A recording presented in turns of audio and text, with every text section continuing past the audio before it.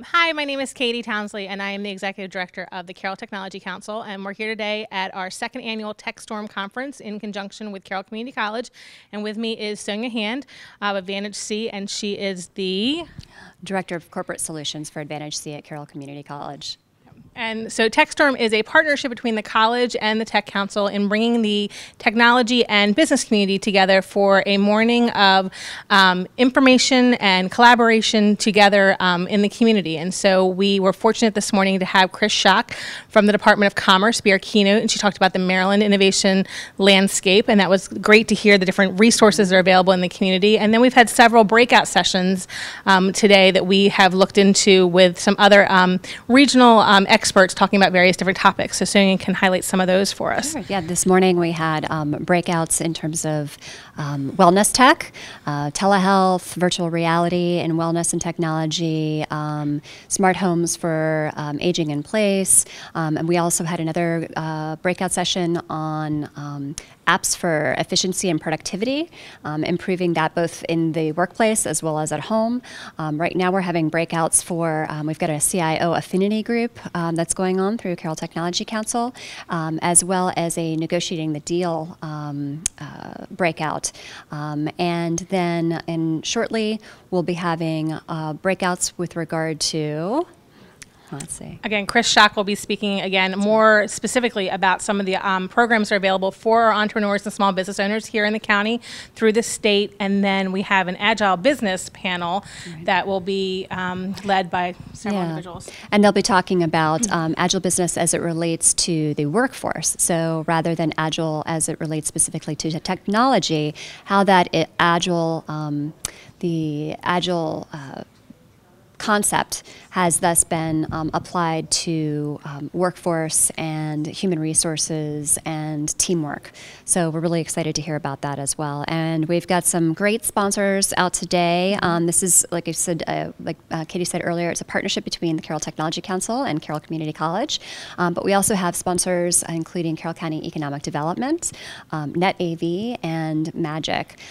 So we've had a really great mix here. We also have the Carroll Career and Tech Center here today, being able to provide information on the programs that they provide to educate individuals within the county area. And a lot of this is basically about how do we educate and train individuals within our local area to get them to get that talent to stay local and be employed within local businesses. And then how do we can further develop the businesses, and providing workshops like these and other educational opportunities for the businesses and for the individuals who work with businesses to be able to keep their businesses thriving here in Carroll County.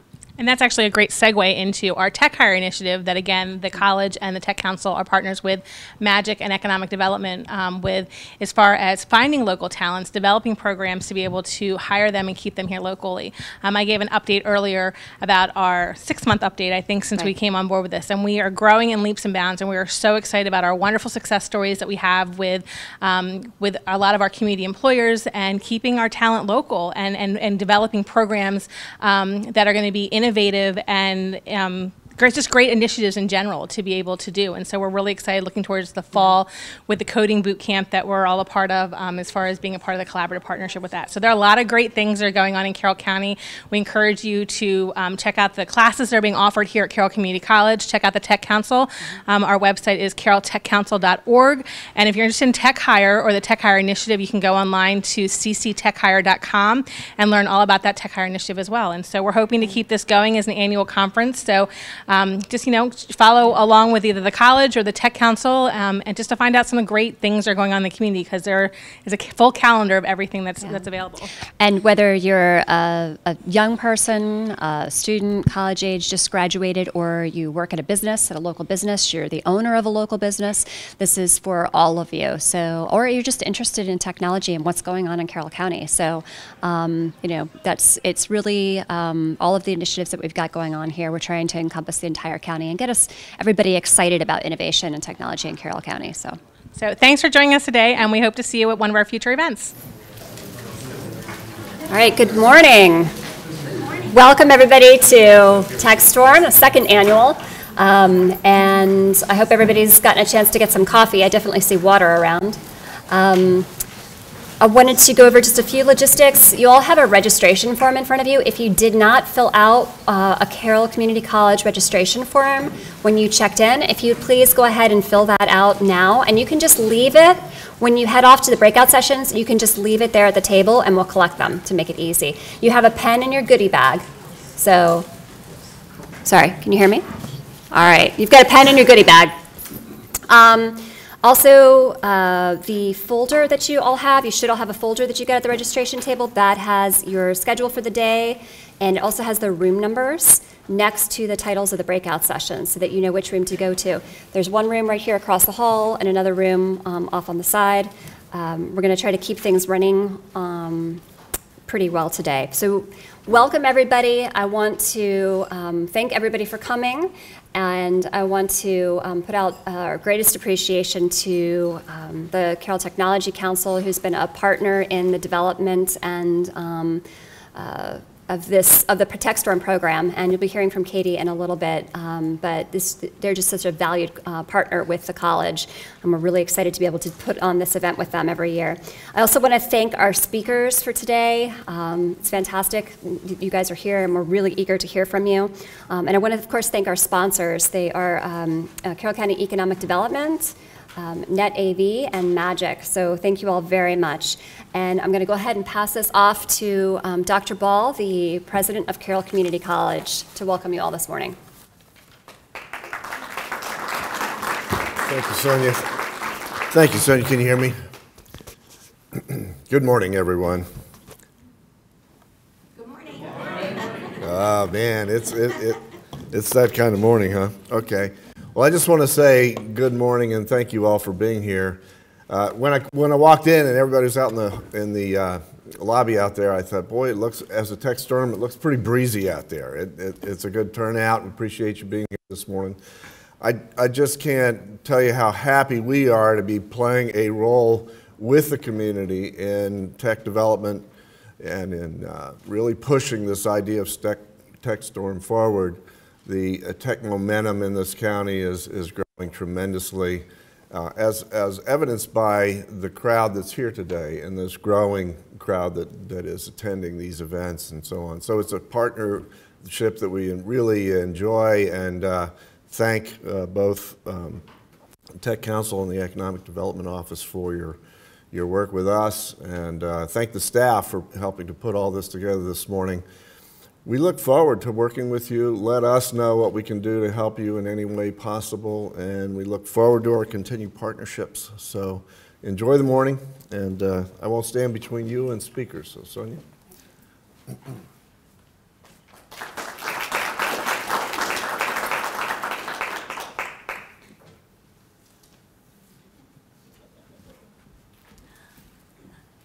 Thank you, Dr. Ball. So this morning, our keynote speaker is going to be Chris Valeria Schock, and there she is over in the corner. The computer screen's in the way. So we are really honored to be able to have her. She's a senior director of the Office of Strategic Industries and Entrepreneurship. That's a mouthful, right? At the Maryland Department of Commerce. And in her role, she leads 5 specific areas. That includes manufacturing, education and innovation, professional services, entrepreneurship, and agribusiness and energy. So she has a really unique role in the state, and it's fantastic that we're going to get to hear from her today. In those areas, she works to maintain and build on Maryland's strengths that we have in those fields. Prior to joining Commerce, she was a senior account director of Exit 10, a full-service marketing company out of Baltimore. And from 2008 to 2015, she actually served as the executive director of the Chesapeake Regional Tech Council, which is now the Maryland Tech Council. And I know she's really known for her work there. She did a lot of work expanding that program, building it up by over 100 additional employers, and making it a really key community partner for the state of Maryland. So I'm going to introduce Chris Schock.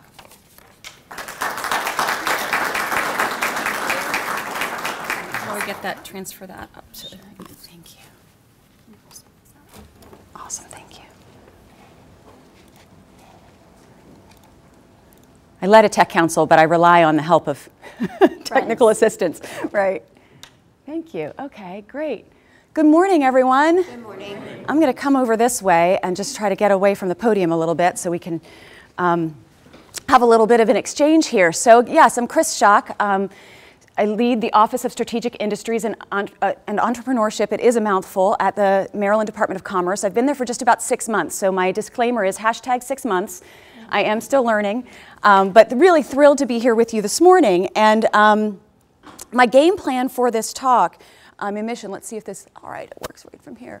My game plan here is to give you a little bit about who am I. Okay, so my first chunk is just gonna, what do I know about the innovation landscape? Why am I here to talk to you about the innovation landscape? What is the Office of Strategic Industries and Entrepreneurship? We might try and say that together at the end of my talk with you. And then a snapshot of the innovation landscape in Maryland. So, and again, as of my 6 months in, and you may be able to teach me a little bit about the innovation landscape here in Carroll County as well. So with that, starting with the who am I was born and raised in Annapolis. So I spent my summers in Sykesville, actually, with my cousins. We had come to spend most summers, a few weeks at least, roller skating up to what was Carroll Town Mall at the time. And you know, spending a lot of time here with my cousins, and really had a great appreciation for this neck of the woods, and really look forward to it year after year. So happy to be back here today. And then went to Towson University. So I was actually a theater major at Towson University. Those of you who may have known Marvine Leschke was the chairperson of the theater department when I went there. She later went on to become the president of the university before, unfortunately, she became ill and recently passed away. But I was very fortunate to be there under her leadership when she was chairperson of the theater department. So graduated with a theater degree and set off on my way to New York City to become a professional actor. So you may wonder what an actor would know about the innovation landscape in Maryland. We'll get to that a little bit later. But so went off to New York City and lived in New York for 8 years, and was basically a struggling actor. Did everything from industrial training films, playing the berated employee for Pfizer or what have you for training films, which are actually very lucrative for a young actor. Did my episode of Homicide: Life on the Street. I think every Maryland actor had to get at least one episode on Homicide: Life on the Street. You know, as an actor, of course, wore many hats. I was a casting director for some time, got to jump on the other side of the aisle, so to speak, and work as a casting director. I was a restaurant manager, bartender, what else? Teacher, writer, producer, and then actor. So during that time, what I actually did, I wrote, produced, and performed a one-person show called Moving at the Speed of Life. And it was entirely to get casting directors to see my work so that I could ultimately get more work. So Moving at the Speed of Life is a one-person show that I wrote, set the whole thing in Starbucks. I played 12 different characters, all dealing with the pace of life. One of them, actually, I flashed much later in the Tech Council back to one of my characters was trying to let go of, this will date the show, you'll get an idea of when I wrote this, trying to let go of her technology just for the weekend. She was trying to do like an inner journey and just let go of her technology for the weekend. She was trying to let go of her cell phone, which was a flip phone, her laptop, and get this, her Palm Pilot. Trying to let those go just for the weekend to kind of have this inner Zen moment. So that was the marketing for that show, and I now understand how close to innovation and startup writing, producing, and performing your own show is. When I talk to startup entrepreneurs today, I flash back to having to learn to fundraise and to market and to pitch your one-person show. Got all the funding, was able to break even between a production in New York City that was a 3-week run at a small theater in Washington Square Park, and then brought it to Towson for a 1-week run and was able to play to my local audience, Mom bringing the bus up from Annapolis of a bunch of people, and was able to break even. So was not a profitable venture, but was a break-even venture. So that was Moving at the Speed of Life, and through that journey, personally, I really came to the realization that I wanted to work more in real life than pretend. So where I was pretty proud of what I had been able to accomplish as an actor at that point, I was being able to audition for roles. I wasn't ever at that point where scripts were piling up for me to consider what I might want to do in my life, but rather it was, do you want to play this role that's not really very inspiring or doesn't really necessarily have something that I want to share with the world. And I thought I'd really rather take what I've learned and transfer into real life and see how I might have a career in business. So what does an actress do in business? I'll get to that in just a moment. But first, a quick just sideline of how important it is to hold on to people. connections you make, and I'll talk a little bit more about that in the breakout session that I'll do later if any of you choose to join me for that. But shortly after I moved back to Maryland, I got a call from someone who had seen this show in New York.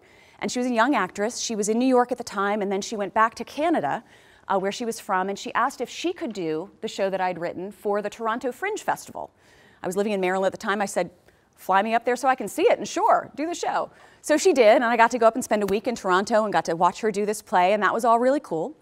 Thanks to Facebook, we stayed in touch over the years, and I've kind of seen what she's been doing, and we've watched each other's lives, and I got a call from her this past fall. She was in DC.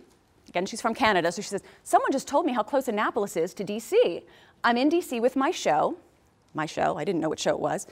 Maybe we can connect, and we did this kind of email, Facebook tag back and forth. It didn't work out. I wasn't able to see her, but I was thrilled that she had a show, and that was that, I thought, until my Facebook blew up with all of her news of Come From Away. She and her husband wrote the music, book, and lyrics for the latest breakout Broadway hit. Anybody here a theater fan? Anyone? I know we've got a tech community. Okay, a couple over here. So Come From Away is nominated for 7 Tony Awards. The Tonys, by the way, are this Sunday night. So tune in and see. So Irene Carroll, that's the gal, her husband, who is her co-writer and producer and all this for Come From Away, did that cartoon. That was her version of the Moving at the Speed of Life. So that was her marketing poster for the show. And then she's now, this is, I want to say 10 or even more years later, now a major breakout hit on Broadway. So I did not get to see it when it was here at Ford's Theater, but I'm looking forward later this summer to going up and getting to reconnect her and celebrate her Broadway success. So that's just a little sideline to hold on to people when you meet them, because you never know where they'll turn up and when you'll have a chance to celebrate their success later on. So that's my little sideline as far as the acting's considered.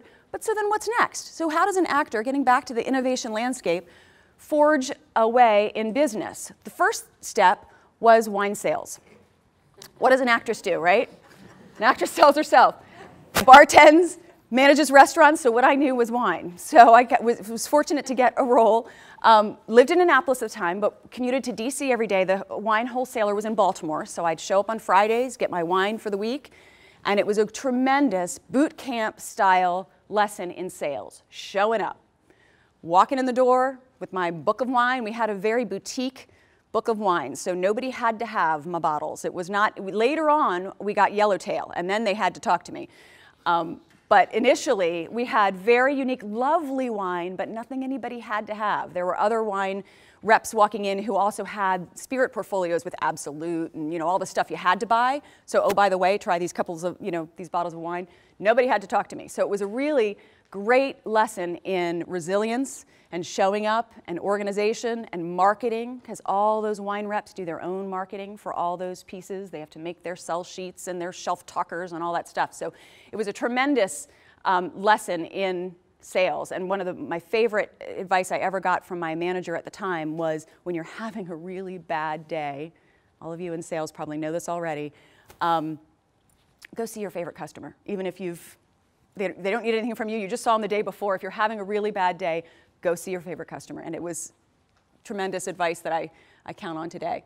So wine sales was the first. I was in that role. That led me to the Chamber of Commerce for Annapolis and Anne Arundel County. So I was vice president of membership for the Annapolis and Anne Arundel County Chamber of Commerce. And it was there that I fell in love with that opportunity to connect companies to opportunities, connect individuals to resources, really connecting the dots between people and opportunity. And that was really a tremendous blessing of the Chamber of Commerce. That led me to work for a local organization in Annapolis called the Pomerantz Agency. They were a marketing firm, and I had the opportunity to join them in marketing. And it was kind of a side trip. It was a great opportunity at the time. I learned a lot about what I don't like about being a marketing executive. So it's one of those opportunities where you go, oh, I'll try this side trip. Really was not a match for me, but it was a tremendous gift in that the Pomerantz Agency did the marketing for what was then the Anne Arundel Tech Council. And just to be clear, what I didn't love about, I have a huge respect for marketing. I'm not a good fit in between client and creative. I feel stuck in the middle there, and I don't get to do that resource connecting thing that I found that I loved at the chamber. So it was there that I learned, okay, I'm stuck here in the middle and I can't really get out there to connect. So it took me a little while at Pomerantz to learn that that was not a fit for me, but they were doing the marketing for Anne Arundel Tech Council, when they made the switch to the Chesapeake Regional Tech Council brand, and the executive director for the CRTC stepped down. And so that gave me the opportunity to interview for that role. And I was tremendously fortunate to then have that opportunity to be the executive director of the Chesapeake Regional Tech Council for then 7 years.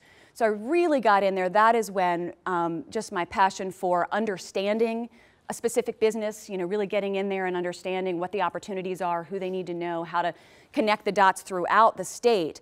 As was shared earlier, I was able to really take it from being a county-focused organization to really leveraging the growth throughout central Maryland. And we became the largest tech-focused organization in the state of Maryland, and ultimately just this past January merged, where the Tech Council of Maryland was the very bio-focused organization. We were more specifically tech-focused, and so now they've come together as the Maryland Tech Council, serving both of those communities. But tremendous opportunity there. Having been there for 7 years, I felt like it was time to do something else. I thought either I'm going to do this for the rest of my life, and this will be what I'm doing, which would have been a fine choice, or I need to get out and try something else. So I was given the opportunity to join Exit 10. Again, what did I learn about the marketing agency?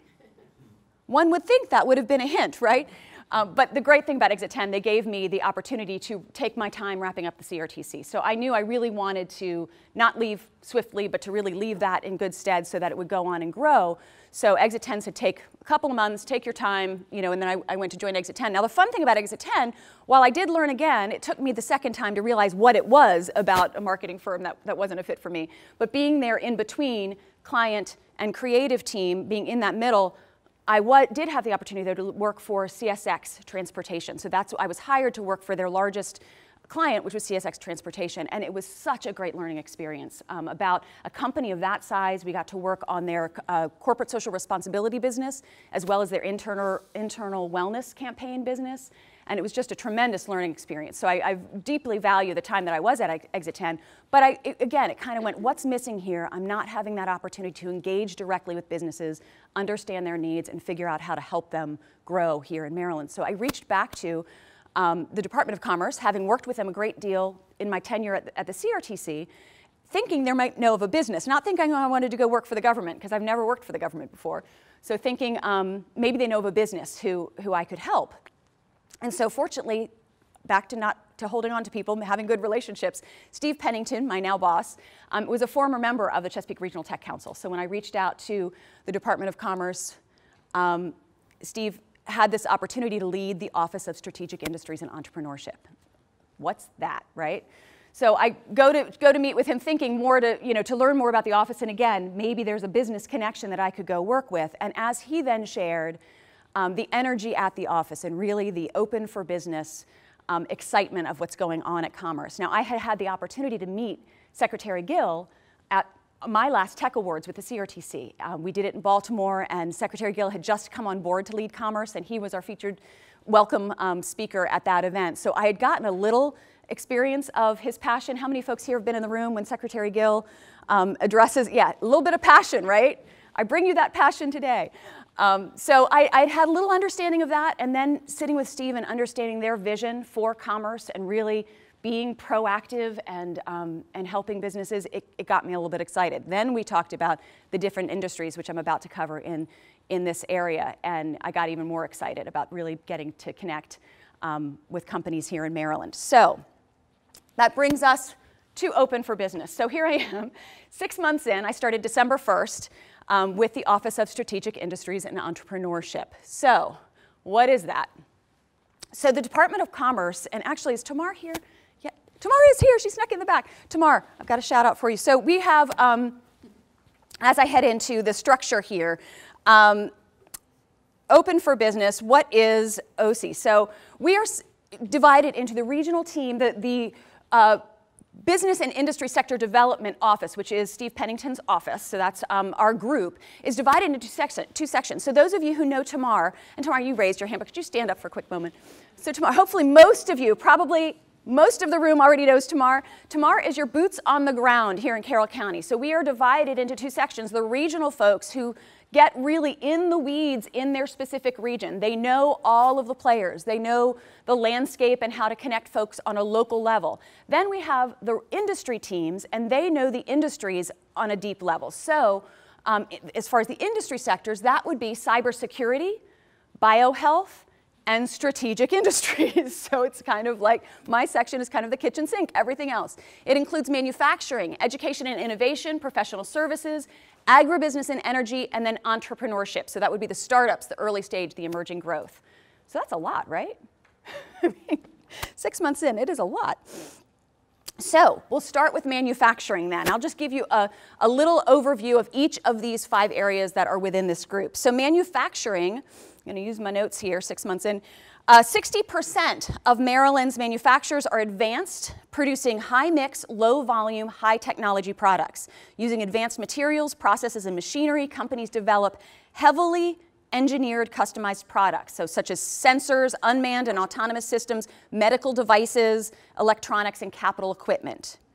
So these are a handful of leading manufacturers across the state. Can I get a shout out of some of your local manufacturers here in the Carroll County area? Some of the huge newsmakers right now.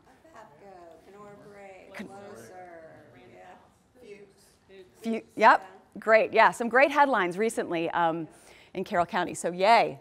Awesome. So those are just a few. So these are the key industry organizations we work with on an ongoing basis to connect with the industry community, learn about challenges and opportunities in the industry, and showcase Maryland's investment in manufacturing. So that is just a brief overview in terms of the manufacturing piece. Education and innovation. It's led by Brett Schreiber. Some of you may have met Brett. He is working with higher education institutions throughout Maryland. It's about connecting stakeholders and nurturing innovation as a means to attract and retain industry. So this is a quick snapshot of Maryland's innovation ecosystem. I'm going to come back to it in greater detail as we get through the remainder of the office. So it connects commerce with other state agencies, colleges and universities, the private sector for-profit, the federal government, private sector nonprofit, centers of innovation, which we'll get to a little bit further as well. So that's a quick snapshot. We'll come back to that. But an example of Brett's work is the Work Smart program. So Work Smart it helps Maryland access talent, resources, and programming of all 16 community colleges. So the program offers customized training programs, relevant workforce training, and degree programs. If an employer is interested in a training curriculum that doesn't exist at their local community college, the colleges work together and have the ability even to reach out on a national level to provide custom training for our employers here in Maryland. So that's an example of a program that Brett developed through the Department of Commerce that now knits together all 16 of our Maryland community colleges. So that's just an example of Brett's work in our education and innovation area. Financial and professional services is a major industry sector in Maryland with 8,340 businesses employing over 94,000 people. Established powerhouses such as T. Rowe Price, Legg Mason, and Care First are headquartered in Maryland. We were pleased to recently welcome a new member to our team to head up our professional services area. Christy Spears covers this area with a special focus on the funding landscape for growing companies in Maryland. So here we work to convene roundtable meetings with key leaders in banking, accounting, law, and so on, asking what is working and what can we do better. And then the other side of this role focuses on the funding landscape in Maryland, closing the gap for Maryland companies. So that's navigating more than 72 incentives and financing programs, plus accelerators and angel investment, developing outside capital attraction for Maryland, and again, asking what's missing as far as the financing picture is concerned for our Maryland companies. How can we do it better? How can we learn from areas like Boston and Silicon Valley to get more resources for our Maryland companies? So agribusiness and energy, this one focusing on agribusiness. The agribusiness industry in Maryland spans the spectrum from microbreweries, aquaculture operations, and family farms that dot the state to such industry leaders as H&S Bakery, Purdue, and McCormick and Company. So working closely with the Department of Agriculture and the Department of Natural Resources, we're focused on helping the innovators and entrepreneurs in the food, fish, and farming areas to get the resources they need to thrive in Maryland.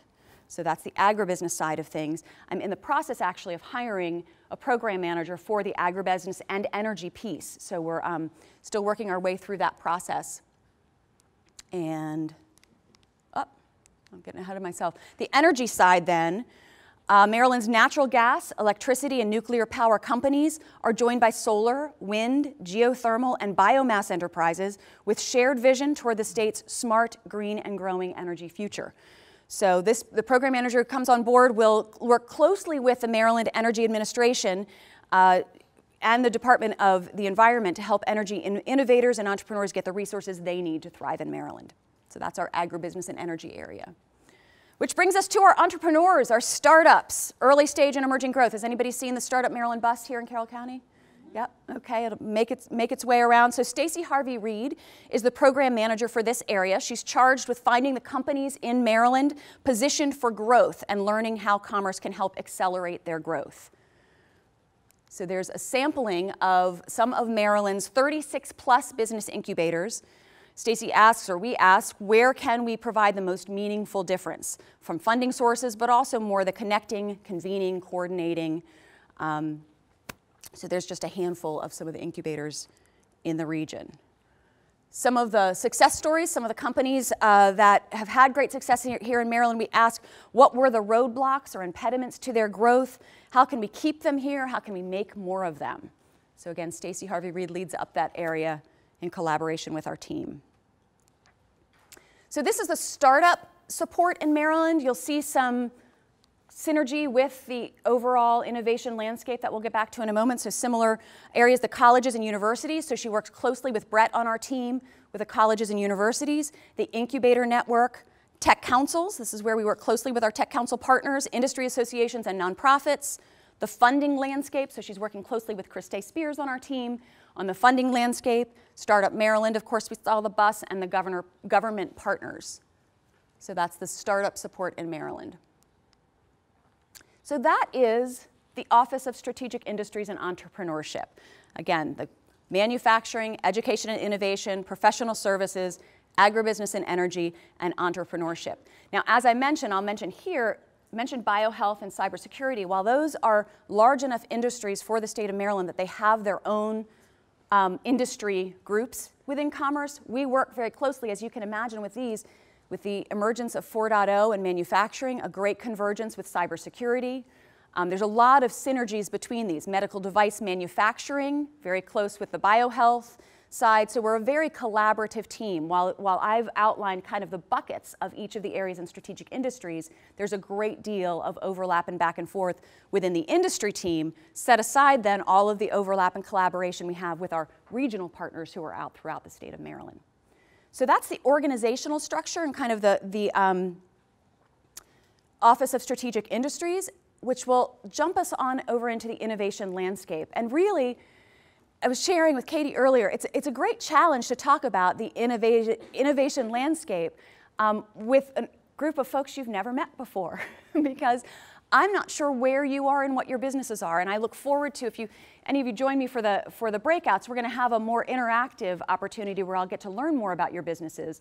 But from a specific space where you are and not knowing what types of companies we have here, it's a challenge to talk about innovation, because innovation is a very broad brush. Again, I started out talking about innovation from an actress in New York down to where we are here in Maryland with a whole diverse set of businesses. So I share with you the dictionary version of what I found on innovation, just to kind of get us thinking about the actual definition of innovation. So the action or process of innovating. So synonyms being change, alteration, revolution, upheaval, transformation, metamorphosis, breakthrough.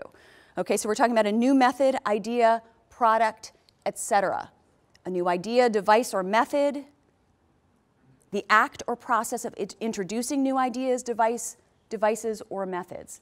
So just pausing there for a moment, think of innovation quite often, if you think of the headline grabbing, Silicon Valley, the kind of breakthrough innovations that you might think of on a grand scale, there's that innovation, and there's just also the daily, how do we do it differently every day? Innovation in our business process, innovation in our approach to building our business, innovation in our team. So again, it's a very broad topic, and I have a deeper dive for you on that. So just to kind of sink in and pause and take a moment to reflect on the full definition of innovation. So innovation involves deliberate application of information, imagination, and initiative in deriving greater or different values from resources, and includes all processes by which new ideas are generated and converted into useful products. So I frankly had a really fun time when I came across this definition in preparation for this talk, just thinking about how deeply that goes into really all parts of business. How many folks here are in a product type company where you're creating, innovating an actual product? Okay, so we've got some product folks here. So the textbook definition of innovation you may be dealing with on a daily basis as far as your product development is concerned. There's a lot of folks in the room here who aren't in that world. They're not innovating a product on a daily basis. But all of this piece about deriving greater or different values from resources. How many folks deal with that every day? Deriving greater or different value from resources.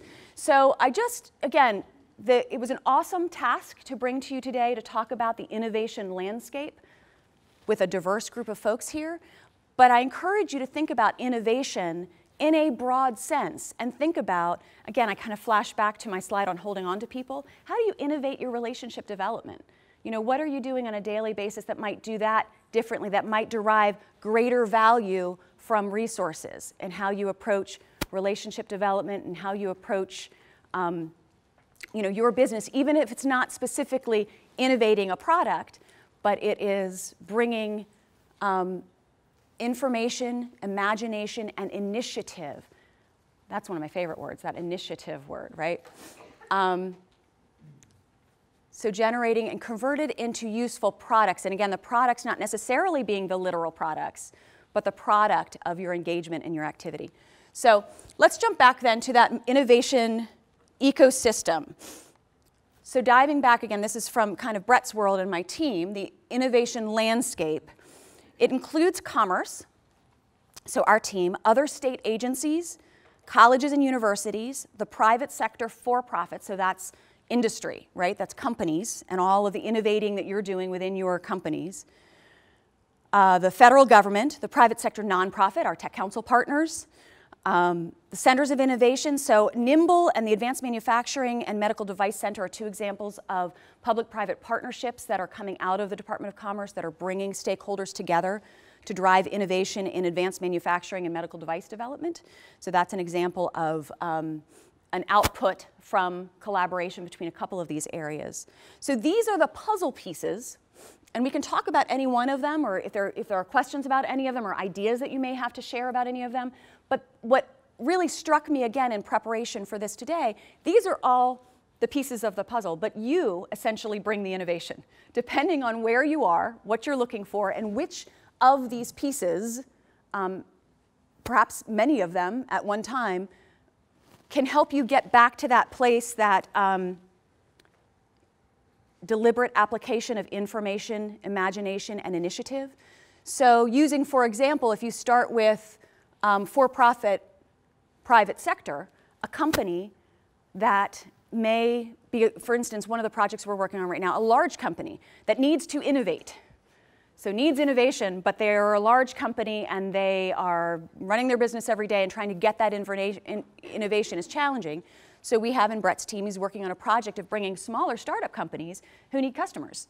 So they need, you know, proof of concept. They need, you know, to be able to exhibit the value of their innovation. So we're working to bridge the gap between large companies and small companies to be able to drive that kind of innovation. So that's one example of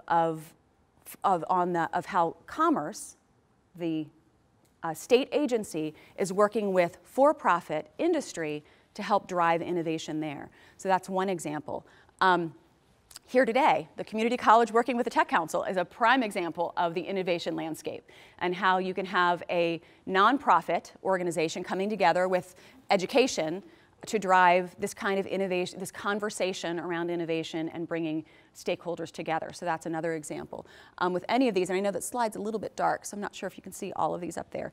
But with any of them, it's a matter of matchmaking between who should the partners be at the table for, depending on what type of innovation, where you need innovation, what the opportunity, what the challenge is for your business, who should be there. Is it a government agency? Is it private industry? Is it education or nonprofit partners? So again, these are what we consider to be the pieces of the puzzle, and then it's really where you are bringing that innovative thought leadership, that approach, bringing imagination together with creativity and new ideas that really drive innovation for the state. So there really isn't a secret sauce that we have to bring you. It's that connectivity. It's being the conveners and the connectors to get the right partners at the table to drive that innovative thought leadership forward here in Maryland. So I'll pause here for a moment as I wrap up. I'm not sure how I am on time. Am I okay? I'm wrapping up. Okay. So so with that, that's just reviewing that same definition. So with that, any questions I can speak to or thoughts on the players that I shared with you or the innovation landscape overall? Hopefully that made a little sense in terms of my journey, my personal journey, coming from, a highly creative background, but then kind of going through that boot camp of business, landing at the Department of Commerce, where I still have, I will tell you, and Tamar will tell you, a tremendous amount to learn, just 6 months in, but really look forward to serving Carroll County and helping businesses here continue to thrive and grow, bringing all of the partners and resources that we can to help you drive your innovation landscape here locally. So any questions I can answer, or do we have time for questions if there are any? Okay, we're a little behind, so maybe Chris will be around for the rest of the morning, so if you want to wrap up for questions, I'm sure she'll be Sounds good. that. So thank you so much. My pleasure, thank you.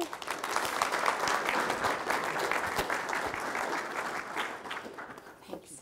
My pleasure. All right, Katie's going to give us an update on tech hire, since that involves the Carroll County tech and innovation community.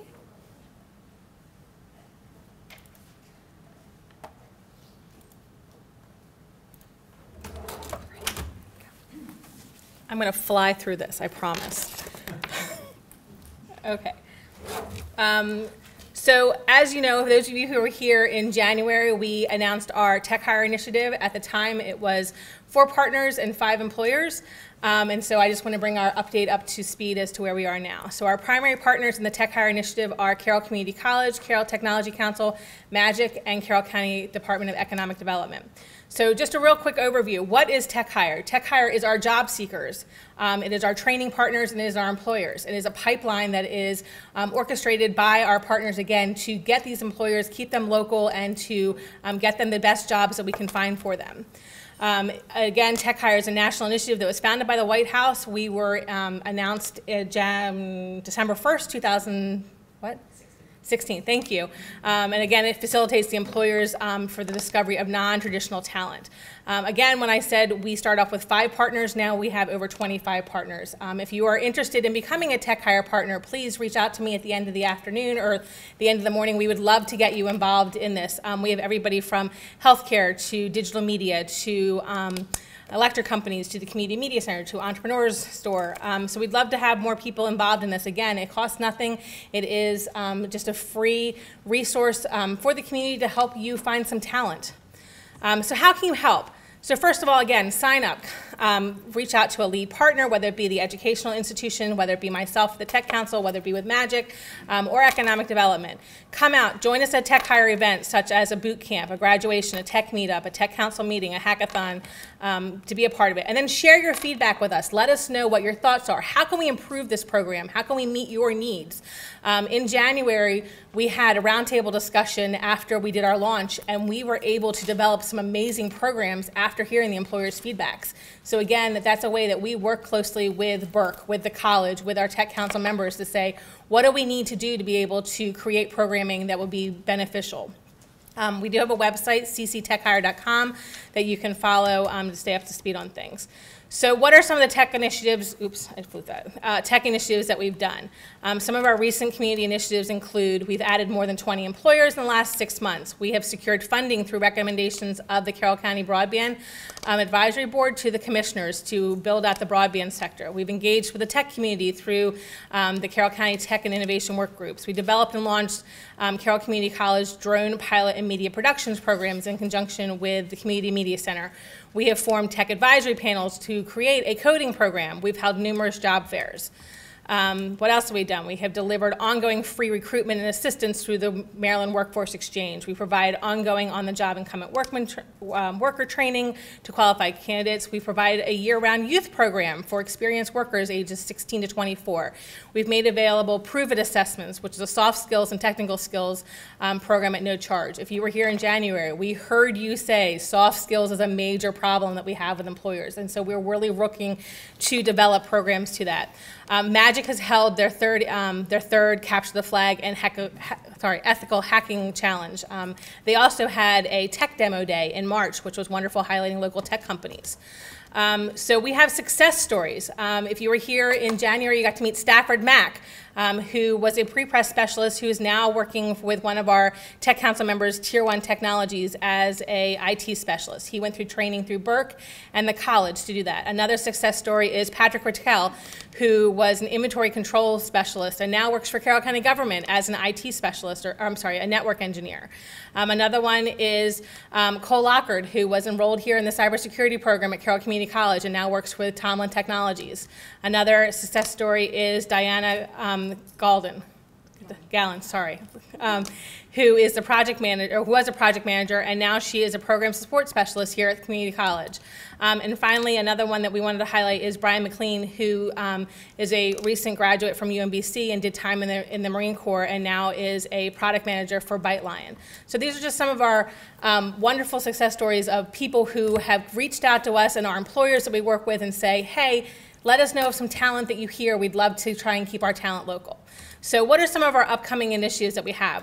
In the fall, we're going to have an internship fair. We are going to do a Tech Council job seekers / employer meet and greet with these students. We want to continue to hold educational programming throughout the year with our community partners. We're going to hold a Tech Trek event in November. So if you're interested in being a part of that to highlight your business, again, please reach out to us. We participate in numerous activities with the Maryland STEM Festival. Carroll County was #2 in the state last year participating, and we really have high aspirations to be #1 this year. We have a manufacturer's job fair coming up on June 22nd. Again, the Carroll Community College is launching a coding boot camp, and you'll hear about that in a moment. And again, we continue to explore these tech apprenticeship opportunities that are going on. So since I just mentioned the coding training, I want to turn this over real quickly to Chet Andes, who, again, we heard what you were saying in January and how you said there is a dire need for programs to be reached, for this specific program to be part of Carroll County. And so we have worked over the last, Chet really has worked over the last 6 months to pull this off, but we have been working diligently as a collaboration to develop this program and to get employers on board to help facilitate it. So I'll turn this over to Chet Andes from Carroll Community College.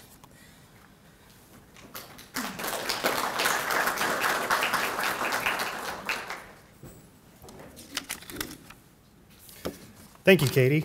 So the credit definitely does not go to me solely for the development of this project. From the meeting, the Tech Hire Initiative, we really heard the voices of the business community saying, we need folks that can get some short-term training, very intense training with both the soft skills and then the specific skills for industry. So after that meeting, we really came together, and I pulled together a really good advisory group of local talent, and I'd like to thank them especially for helping to get this off the ground and really helping us get focused on what we're trying to do. So there were a lot of different avenues that we could have pursued with our first training program, but we heard the voices of coding is something that's emerging, and there's a really good need for that. But then we also needed to figure out how to pull the soft skills together. So the first program that we're working on is a short-term training program focusing on coding, software, and app development. And we've been working really well with the advisory group to try and figure out what do we need to have in that program and what is industry looking for. Soft skills, again, was mentioned over and over again. So the whole idea behind pulling together a business advisory group was to help us look at content, look at rigor, and then help to start designing the curriculum. Out of that, we've been working about 6 months to pull together the objectives and course descriptions for what we hope to have a coding training program ready to launch in the fall.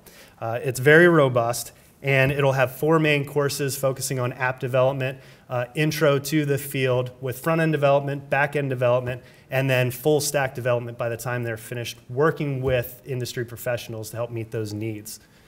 Interlaced with that, there's 2 other main components that makes this a very unique project in that they'll get the soft skills that industry is looking for throughout the program embedded into the courses, as well as portfolio development from the very first class. So not only will the students leave with the skills, the technical skills they need, but they'll also leave with the soft skills that will make them a valuable employee.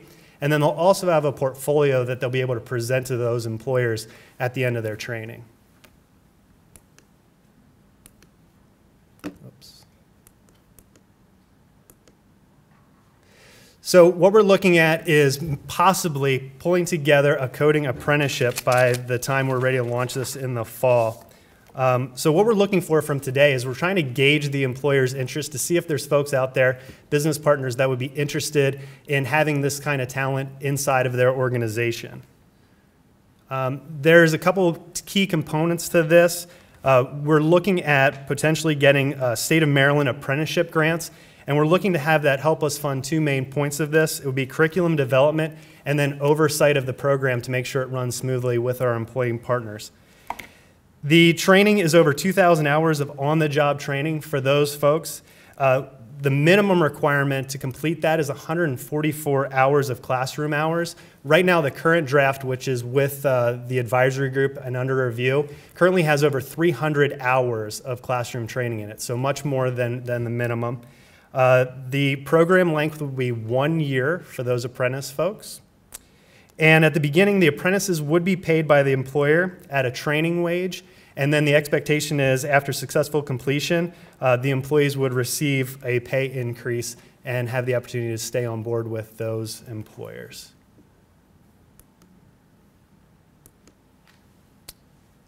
So that is what we're looking towards in the fall, and I will be around the rest of the morning as well. So if this is something that you see value in and you either would like to be part of the advisory group, we are potentially vetting some additional members to help join us in that team. Again, I want a big thanks to all those folks that are already helping with this. And if your business is interested in learning more about this program, my email address is both up there on the screen, or if you'd like to talk to me more about the program, I'll be around all morning. So turn it back over to Sonia.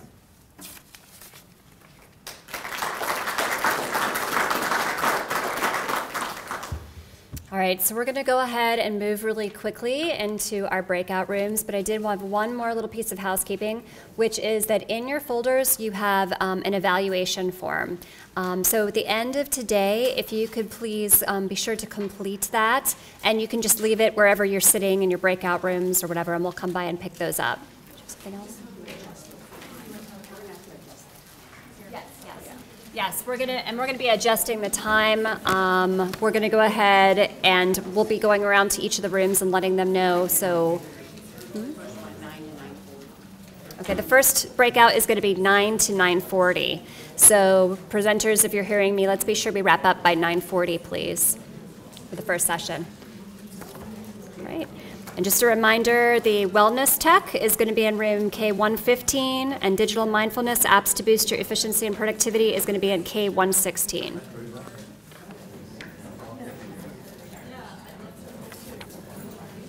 So I have here with me today Chet Andes, and Chet is with Continuing Education and Training at Carroll Community College. And Chet's official title is?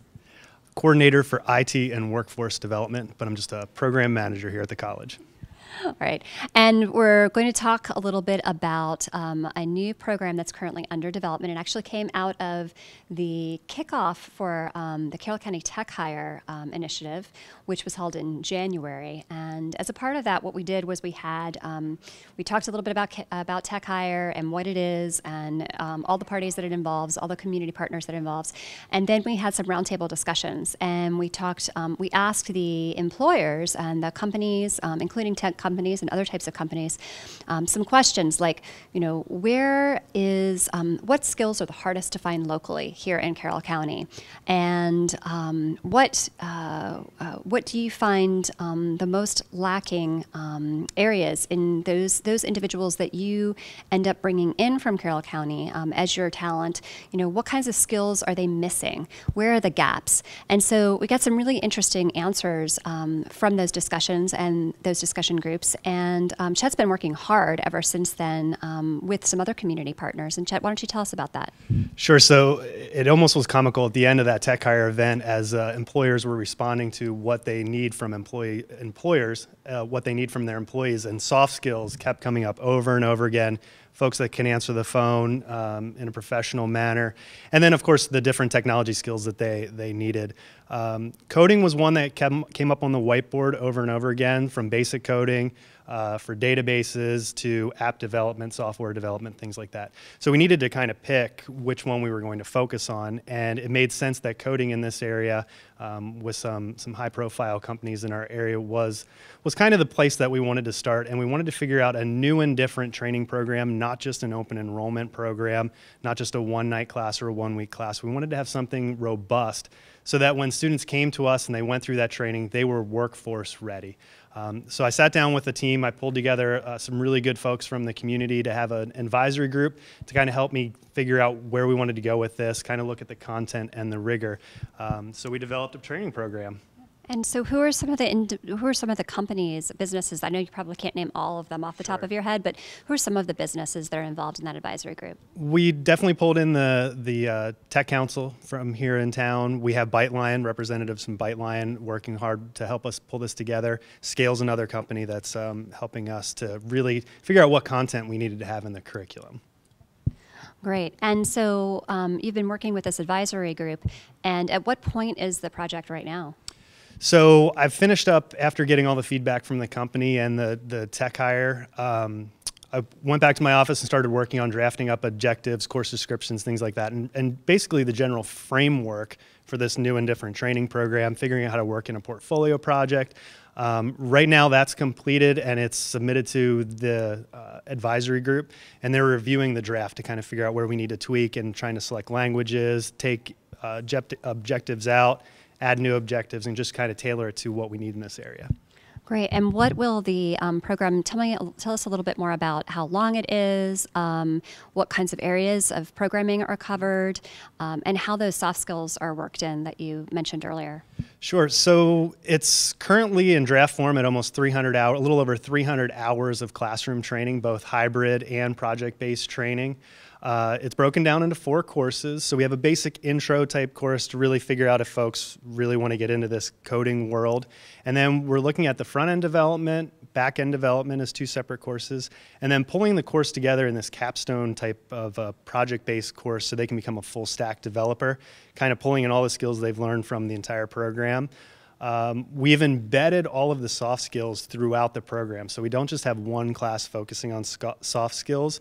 We've tried to align the soft skills that we've chosen in with the courses where they make sense. So they're getting that all embedded. And then we have a portfolio, which is really important to both the client and the students. So they'll be working on that, building out their portfolio from day one, and then continue to add and make that a real capstone piece of the project. So that sounds really unique to be able to pull together both the technical skills and the soft skills rather than having them be separate, to actually embed them in that process. And it's kind of using the two different parts of the brain, shall we call it. So that sounds like a really interesting challenge, and something that I think in the technology world we find is definitely lacking with a lot of those kind of more left brain folks. Right. So you mentioned client work. Tell us a little bit about how that would work. Sure. So we're kind of, with the help of the advisory group and Tech Hire and the Tech Council, we're trying to figure out where this program fits, both within the community and within our programming here at Carroll. We're looking at 2 different models and just trying to figure out which one is the best fit, whether it's a standalone training program where we run the students through the training program and then connect them with employers. But in Maryland, there's also a big push for apprenticeship. So we're trying to figure out if that's a good fit to align companies with the students and have them both working and completing the training at the same time. So right now we're just trying to get feedback and gauge community interest in one or the other model, and also get feedback from Tech Hire and my advisory group. So it sounds like, I know a little bit about the apprenticeships for Maryland, and I know it has to be a minimum of a 1-year program, right? And you correct me if I'm wrong here. I believe the employers have to be willing to hire the students at a student kind of a rate, a training rate, and be able to keep them employed at kind of a full-time equivalent for that year. They have to do the number of hours of classroom work, and then the employers are willing to bring on those students upon successful completion, they bring them on as full-time employees at a higher rate. Is that correct? Right, and the one interesting thing which will kind of help guide our program is the rigor of the training program and the requirements by the state. They're looking at somewhere around 144 hours in the apprenticeship model, where our program is going to deliver 300 plus hours potentially. So I think we're really getting well-trained individuals, which will benefit the employer. So hopefully that'll help entice them to kind of bite onto this apprenticeship model. Great. So if there are any employers out there who might be interested in participating, if this does in fact go to towards that apprenticeship model, how would they touch base? How would they get synced up? So the best way is to contact me via email.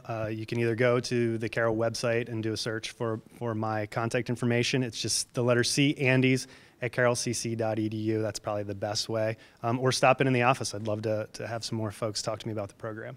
Great. Thank you so much, Chet. Great. Thank you. So let me back up and just give you a couple minutes about what Magic is and how we got to doing the Smart Home project. So Magic's a new nonprofit in the community. We do economic development around technology in the community because we're, as you've heard, we've got a lot of things going on, and so we're trying to strike out in some new directions to do different things around economic development with technology. And so that's one area that we're getting a lot of activity with is workforce development around our student programming events, our Capture the Flag competition, our hackathons, which you heard about earlier. The second thing is sort of a traditional business incubation with doing business development consulting type services for technology startups. That's actually the smallest piece of what we're doing right now. And then the third thing is technology demonstration projects, and that's our Smart Home project. The purpose of that from an economic development perspective is to demonstrate technologies in our community that are connected to our fiber network, that are using local technology companies and their expertise to demonstrate cool new things, to number one, raise the profile of our community, to bring these new technology technology companies to our community to do business, and three, maybe create some cool new stuff. And so you'll see, I think we're onto something with our Smart Home project. So as Ken said, a lot of crazy stuff going on about sensors and new ways to collect data for medical purposes. So our Smart Home project, we call it a Smart Home project, but it's not just a Smart Home project, and it's not just telemedicine either. A Smart Home, so let's expand on the terminology a little bit. A smart home is typically, people talk about automating control systems in the house. You know, lights turn on, Alexa play some music, make the room cooler, that sort of thing. That's kind of the traditional smart home. And then from the telemedicine perspective, there's this idea of remotely accessing healthcare resources, and video is usually the thing people think of. So the Magic Smart Home project is both of those things, but then also more. So as Ken referenced, when you start bringing in all of these sensors and attaching sensors to people and gathering all this new data, the data has to go somewhere. And at the end of the day, no matter what kind of technology you have and no matter all the cool gee whiz stuff, our healthcare system is still a patient and a provider, and they have to interact, and they have to exchange information. And that's the bottleneck, is that you either have to physically be together that information from the patient has to be presented to a provider in a way that they can use it and make a decision about it. So we're not there yet with AI, that there's going to be some AI sitting there helping make decisions, although it's coming. I mean, I think that's not it'll happen in our lifetime. Is it 5 years, is it 20 years? I don't know, but it's going to happen. In the meantime, though, we have the opportunity now, especially with our the fiber network in Westminster, to gather enormous amounts of data and start positioning that data for analytics that can then become an extender for the healthcare system, right? So let me give you an example of something that happens today. It's not happening at Carroll yet, but it will be soon. So when you go to an intensive care unit, God forbid, you don't want to, but if you end up in an intensive care unit, say at University of Maryland or Johns Hopkins, when you're in that bed with whatever your problem is, you're going to have a whole bunch of sensors and wires and tubes stuck and inserted into a lot of places in your body, and it's continuously gathering data. And they are now starting to take that data and dump it into databases that then take other data, like your lab tests and your chest X-ray results, and they're now applying analytics to this in real time to not just detect problems but anticipate problems, right? So now, for example, sepsis in the intensive care unit, that's a blood infection that overwhelms your body and can kill you. You don't want sepsis, and you also don't, by the time you detect it, sometimes it's too late. So you want to try to detect sepsis as early as possible. So now, with using analytics on all of this data that's pouring into the systems from the sensors that are attached to your body in the intensive care unit, they're developing analytics that can start saying, hey, 6 hours from now, sepsis may be developing, so X, Y, and Z, sending out alerts, telling people, this is a problem that could be coming. Same thing for heart attacks, myocardial infarction, same thing with congestive heart failure. So early warning signs of these things to then head off the problem before it gets to be a big problem. Those kinds of problems evolve over fairly short time frames, a couple hours, maybe a day or two.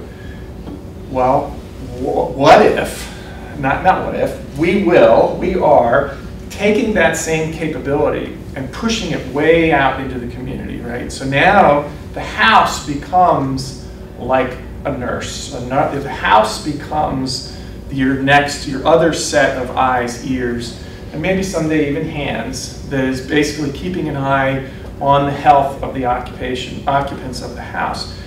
But our challenge is we have to figure out a way to do this that's not creepy, that's not intrusive, that maintains the privacy of the people in the house, that maintains the integrity of the data. Because whenever you're talking about analytics, applying analytics to data, it's critical that you know absolutely for sure that that data is 100% reliable and will remain 100% reliable. So that, because there's, the saying, garbage in, garbage out. If your data is poor quality or corrupted or corruptible, then your analytics become useless. And especially in healthcare, when we're talking about life or death decisions possibly, we have to absolutely know that that's the case. So that's one of our big strategic objectives for this Magic Smart Home project, is to get that right, to get the data structure correct, to figure out how to solve the privacy and integrity and security issues so that you can't get in there and mess with this data, because again, it's about people's healthcare. So we are also focused on trying to avoid anything that touches the internet today is potentially vulnerable, right? So we want to try to figure out ways to keep this off of the internet. How do we do that? Well, we're going to have this community-wide fiber optic network. We're going to build software-defined private networks that would handle this healthcare data traffic, that would then keep that data away from the internet and keep it secure, and then maintain the privacy and the integrity, so that as we develop these analytics, we'll be able to trust the decisions or trust the alerts that are coming off of the data that are gathered in the homes. So that's sort of the broad strategic picture. The specifics of the project is we have 2 homes that are managed by a local nonprofit called Target, Community and Educational Services. They provide residential services for adults with intellectual disabilities. And these folks, there's 6 people in 2 homes, and these folks have a lot of medical problems. They go to the emergency room a lot. They have a lot of unplanned, unscheduled doctor's visits, and they have a lot of specific medical problems. So they're very, as we used to say in the military, I was in the Army too, not medical corps, target-rich environment. There's low-hanging fruit. These are some folks that are already medically fragile and are already high frequency consumers of healthcare services in a very inefficient way. So I work in emergency rooms. And emergency rooms, unfortunately, because of how dysfunctional our system is, they are a frontline service point for the healthcare system. And it's a horrifically inefficient way to consume healthcare. And these folks, because of the unpredictable nature of their medical problems, and the frequency with which they have these problems, they hit the emergency room a lot. If we can make even a 20 or 30% dent in how many times they go to the emergency room because we're collecting this data and anticipating their problems, that's a big savings for the system. It's a big savings for the individual, it's a big savings for the hospital. So that's sort of the immediate problem we're trying to solve, is collect data in ways that can make an immediate impact on how the folks in these homes are consuming their health care, so that they're going to the emergency room less, they have fewer unscheduled doctor's visits, and then hopefully that we're sort of anticipating new problems, or anticipating these problems before they get to be a problem. The larger and then sort of the bigger, cooler problem that we're going to try to attack is what other kinds of data can we collect in the home that then gives us new insights into some of the medical problems that these folks have. So Ken mentioned the bed sensors. So there's an emerging thing with sleep science that your quality of your sleep correlates with a lot of different healthcare problems. So we talk about the 4 or 5 vital signs, your heart rate, your temperature, your blood pressure, your respirations. Well, what if your sleep quality becomes a new vital sign, and we start gathering data about how well you're sleeping, how restless you are, how many times you get up at night, and we start looking for correlations of how it affects your behavior, how it affects the frequency of complications from your whatever medical problems you have.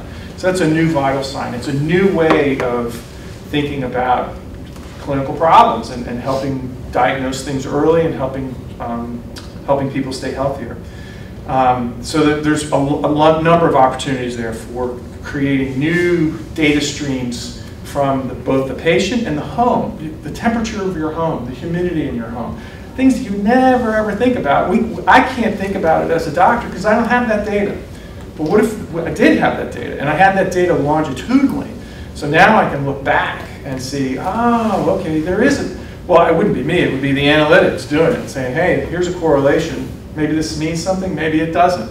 But now it's a new perspective on the patient's lifestyle and how it impacts their health, which then becomes another facet of this project that is a new thing. People talk about healthcare records and portability of healthcare records, and wouldn't it be nice, me in the emergency room, somebody comes to the emergency room, wouldn't it be nice if I could see all of their healthcare records at their private doctor's office, and I could see, oh, this problem's not new, or oh, they just had treatment for that.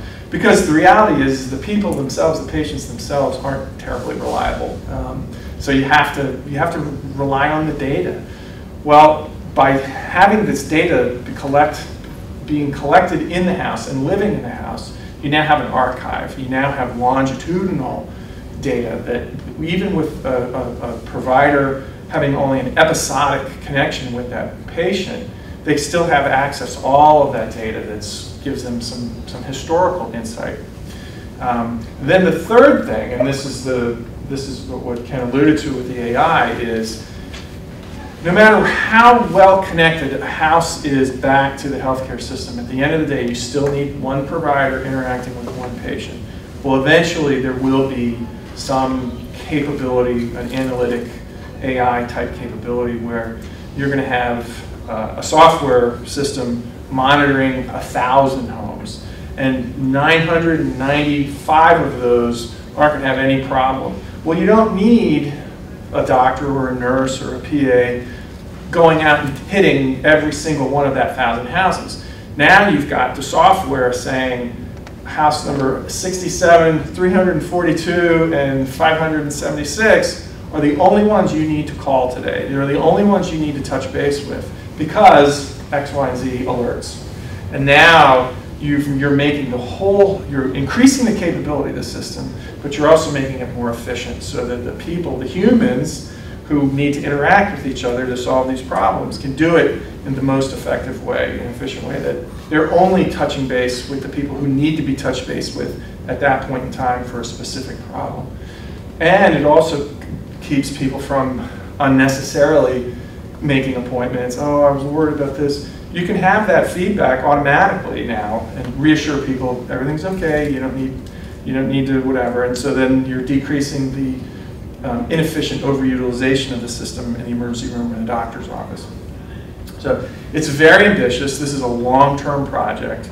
We're just getting started, but we've already made some really cool progress. We're working with Andrew Dean at Open Professional Group. He's developing a software interface for the staff at Target to input data that just isn't, well, it's captured now, but it's captured on paper about activities of daily living and behavior problems for the clients in the houses.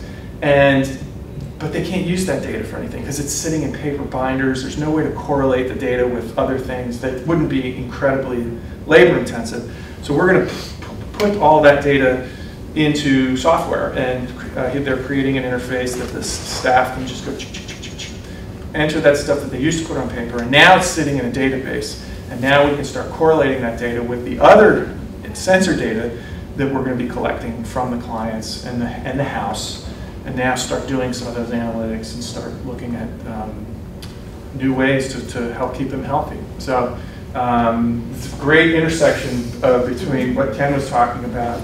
And again, our perspective is not to make this into Star Trek, where the people walking in the house are just like festooned with wires and gizmos. You know, we're trying to keep it as low profile as possible and unobtrusive, but at the same time secure and private, but also useful, so that it's actually solving problems.